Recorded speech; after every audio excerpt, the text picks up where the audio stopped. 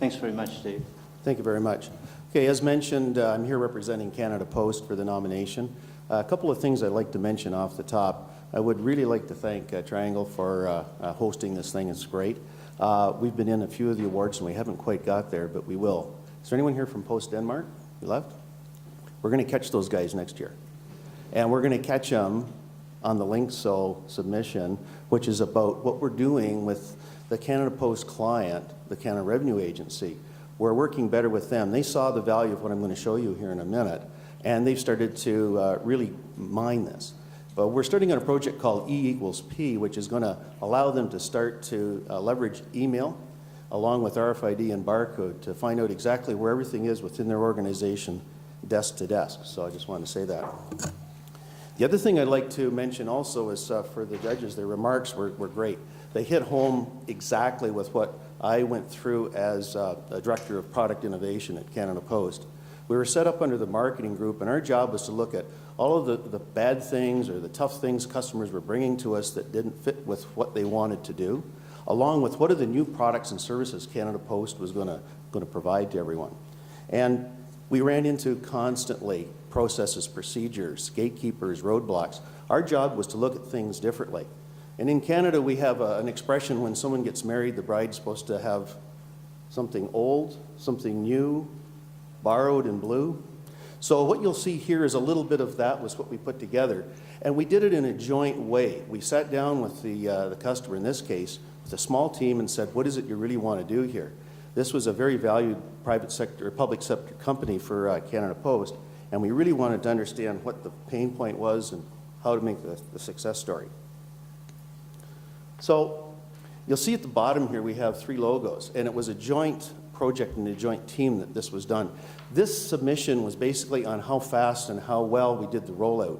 We had done some pilot projects, and we'll bring you to that in a moment, but it was Lyngsoe's help with the technology and some of the things you'll see. Canada Revenue Agency really wanting to get things done, and Canada Post looking at innovative ways of doing things. So as I mentioned earlier, Canada Post is very focused on the customer value, the experience that the customer has. And what we looked at is measuring not satisfaction, but value. The value we look at is, does the customer appreciate for the price point? Did he get the service he wanted? Will he try to use us again as a postal delivery person? Or will he recommend to someone else saying, you know, on my honor, yes, you should use those folks. And what happened to us is we found that we had technical compliance issues in the barcode system that was being used to track very important documents, and that's already been mentioned already, and I won't go into too much detail on that because I think you guys understand what that was. We had some failures, and we admitted it. We said, yes, this isn't quite what we need to have for this particular customer. The barcode technology just by itself wasn't enough to get where we needed to go. So what we did is we sat down with the client themselves and actually brought them on this journey with us. And we said, what do we need to do to develop a business case?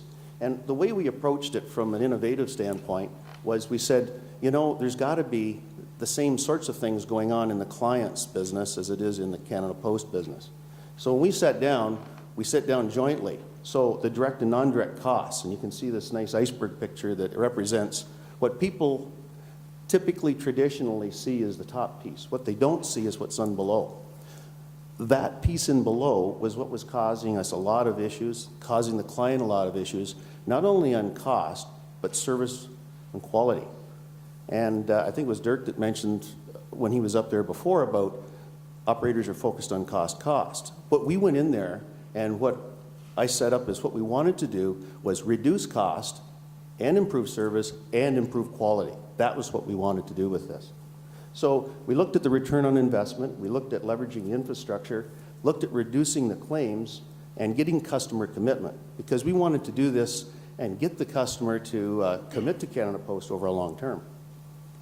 So what we did was we just leveraged state gauge or program gates, I guess you could call it, to ensure that each step of the way when we did our pilot projects that we were ensuring that we met everything that we needed to do to move forward. This is a very great approach to making sure that you're getting what the customer wants before it gets delivered. As a result, we were able to roll this service out once we had it validated, again, in Canada, which is quite a large country. It's over 5 time zones. And we were able to coordinate that both within the CRA and Canada Post in less than 4 months.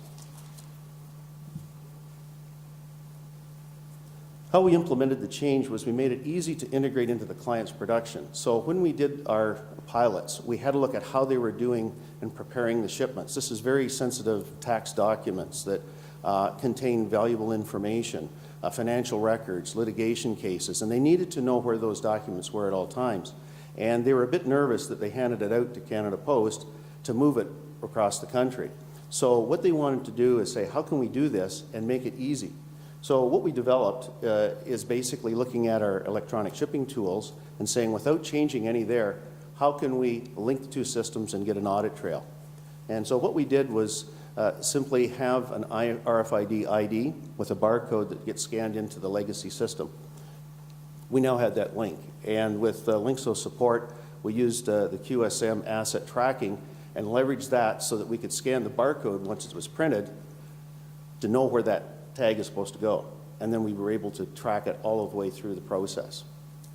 RFID readers were set up at the customer's mailroom also to confirm, because one of the big issues that we had going in was, although they created in the electronic manifest, did they actually produce it? Was it actually handed off to Canada Post, or did it get left in the mailrooms? So those readers were extremely valuable for us to validate that the product exists and when it was delivered. So you can see from this pipeline that we simply used the unique link between EST, the electronic shipping tools, and with our own RFID data to make sure each step of the way that, in fact, it physically existed and it was meeting the service performance throughout from collection to delivery. The other thing we did to implement some change to speed things up is we took a look at how data was collected. With our service performance, it really wasn't urgent that we got the messaging and the events exactly when it occurred because it was diagnostic in nature. But for managing this, we set up LAN network connections, so we got almost real-time events. This was done both on the Canada Post side and the customer side, so we could see things at the same time. Another innovative thing that we did was we allowed the customer to see exactly what Canada Post sees at the exact time. That way we leverage and make sure we're both watching the same events. The easy integration, this is a shipping label. A lot of you can recognize that. And you can see here, this is the barcode ID that already exists. Over here, once they're scanned in, this is the RFID tag, and that's, again, barcode ID. So it was very simple and easy for us to track that right throughout the system without making any major program changes to any of the legacy systems. The other thing we did, and this was based on the customer requirement, was we built in proactive alerts. The alerts were sent by email generated by the RFID system. Now what it meant is, I've sent a shipment out today. If I don't get an event read within 8 hours, an email goes to Canada Post and CRA saying there's something going on with this shipment, and they can focus on it and find out what the issue is. The other type of alert we get is if a shipment's beyond 48 hours of delivery, again, we get the email alert so we can focus. So rather than worrying positive monitoring on thousands of shipments, you just focus on the small ones. They also have online access. So if you can see here, it's kind of an eye chart. There's a little yellow dot here. It means we're not standing at that location within Canada Post. It allows us to get back on time. So what are the results? Well, the results were great. The client gets 100% end-to-end.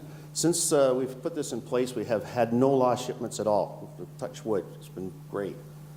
It allows for exception management, and it enhanced what we call the customer value proposition. This is what the customers were asking for. In this particular case, this customer really, really needed this service. Canada Post, in an innovative way, was able to deliver that, and now they have a loyal, valued customer. It also reduced cost and enhanced the experience, and it wasn't just for Canada Post. The customer reaped all the benefits too. So all of the investments they did on RFID tags, the infrastructure, and the programming changes, they've got that all back again. Plus now they're able to tell their own clients internally where all of these sensitive documents are at any time. So that's basically that story. Okay? Terrific. Thanks very much, Dave.